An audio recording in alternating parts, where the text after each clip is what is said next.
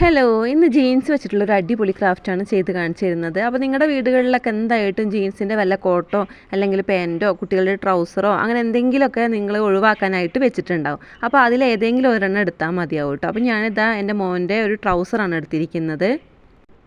ജീൻസിൻ്റെ ഒരു ചെറിയൊരു കഷ്ണം കിട്ടിയാൽ മതിയാവും കേട്ടോ. അതുകൊണ്ട് തന്നെ നമുക്ക് അടിപൊളിയായിട്ട് തന്നെ ചെയ്തെടുക്കാവുന്നതാണ്. അപ്പോൾ ഞാനിത് അതിൽ നിന്ന് വെട്ടിയെടുത്തിട്ടുണ്ട്. ഇനി അത് ഒരേ നീളത്തിൽ അങ്ങ് മടക്കിയെടുക്കുന്നുണ്ട്. ഇനി ഞാനൊരു കത്രിക വെച്ചിട്ട് ഒന്ന് നടുഭാഗം മുറിച്ച് മാറ്റിയിട്ടുണ്ട്. ഇനി ഈ ഒരു ഭാഗം അതുപോലെ ഒന്ന് മുറിച്ചെടുക്കാം. അങ്ങനെ ഇതുപോലെയുള്ള 2 പീസ് മതി കേട്ടോ നമുക്ക്. അപ്പം ഒന്ന് ഒരുമിച്ച് വെച്ചതിന് ശേഷം ഇതൊന്ന് മടക്കി കൊടുക്കുന്നുണ്ട്. അപ്പോൾ നിങ്ങളുടെ ഇഷ്ടത്തിനുള്ള വീതി നിങ്ങൾക്ക് എടുക്കാവുന്നതാണ്. അപ്പോൾ ഞാൻ ഈ ഒരു വീതിയിലാണ് എടുക്കുന്നത്. ഇനി ആ ഒരു ബാക്കി വരുന്ന ഭാഗം ഇതുപോലെ ഒന്ന് മുറിച്ച് കളയുന്നുണ്ട്. ഇനി നമുക്ക് സൈഡിൽ നിന്ന് അടുത്ത സൈഡിലോട്ട് അങ്ങനെ ഒന്ന് മുറിച്ചെടുക്കണം. ഇനി ആ 2 ഓപ്പൺ അല്ലാത്ത ഭാഗം നമുക്കിത് അങ്ങനെ ഒന്ന് മുറിച്ച് കൊടുക്കാം. അപ്പോൾ ഈ ഒരു ഷേപ്പിലാണ് നമുക്ക് ഈ ഒരു ജീൻസിൻ്റെ കഷ്ണങ്ങളൊന്ന് വെട്ടിയെടുക്കേണ്ടത്. അങ്ങനെ 5 പീസാണ് ആവശ്യമായിട്ടുള്ളത്.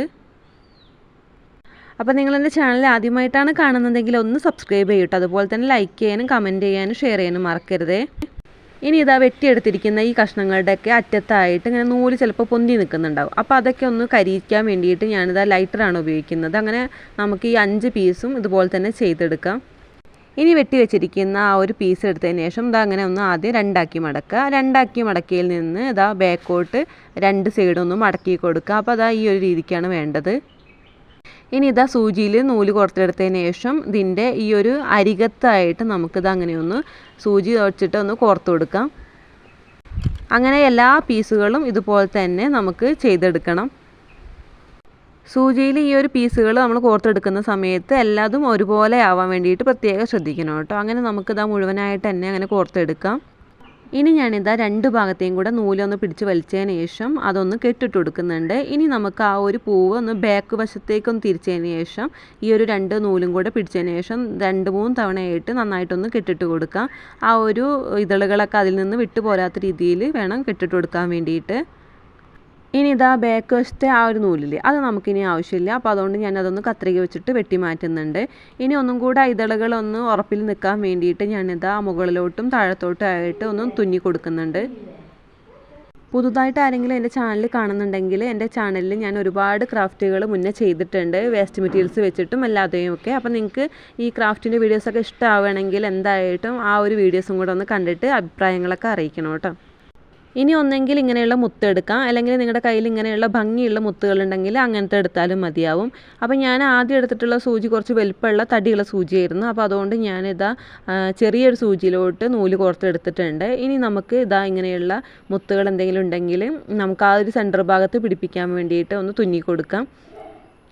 ഇങ്ങനെ ഭംഗിയുള്ള മുത്തുകൾക്കൊക്കെ ഒരു പാക്കറ്റിന് 10 രൂപയ്ക്കൊക്കെ നമുക്ക് ക്രാഫ്റ്റിൻ്റെ കടകളിലൊക്കെ കിട്ടും കേട്ടോ. അപ്പോൾ അങ്ങനെ ഉണ്ടെങ്കിൽ അങ്ങനെ എടുക്കാം, അല്ലെങ്കിൽ നിങ്ങളുടെ കയ്യിൽ വല്ല മാലമുത്തുകൾ പൊട്ടിയതോ അങ്ങനെ എന്തെങ്കിലും ഉണ്ടെങ്കിൽ എന്ത് വേണമെങ്കിലും എടുക്കാവുന്നതാണ് കേട്ടോ. അപ്പോൾ നന്നായിട്ടൊന്ന് സെറ്റാക്കി കൊടുക്കാൻ വേണ്ടിയിട്ട് ഇതൊന്ന് തുന്നി കൊടുക്കുന്നുണ്ട്.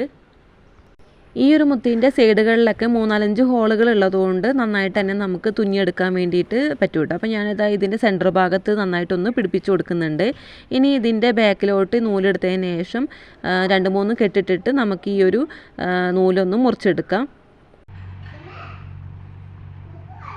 അപ്പോൾ നന്നായിട്ടൊന്ന് കെട്ടിട്ട് കൊടുത്തതിന് ശേഷം കത്രിക വെച്ചിട്ട് ആ നൂലും കൂടെ ഒന്ന് മുറിച്ച് മാറ്റുന്നുണ്ട്. ഇനി നമുക്ക് നൂലിൻ്റെ ആവശ്യമില്ല കേട്ടോ. ഇനി ഞാനിവിടെ ഒരു ഹെയർ ബാൻഡ് എടുത്തിട്ടുണ്ട്, അതുപോലെ തന്നെ B7000 എന്നുള്ള പശ എടുത്തിട്ടുണ്ട് കേട്ടോ.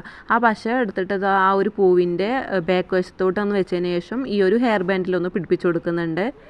ഈ ഒരു പശ 1 മിനിറ്റിനുള്ളിൽ തന്നെ നന്നായിട്ടൊന്ന് ഒട്ടിക്കിട്ടും കേട്ടോ, പിന്നെ പെട്ടെന്ന് വിട്ടു പോരുമില്ല. അപ്പോൾ അതുകൊണ്ട് ഇങ്ങനെയുള്ള പശ എടുക്കുകയായിരിക്കും നല്ലത്. ഈ ഒരു പശയ്ക്ക് 70 രൂപയാണ് വരുന്നത്.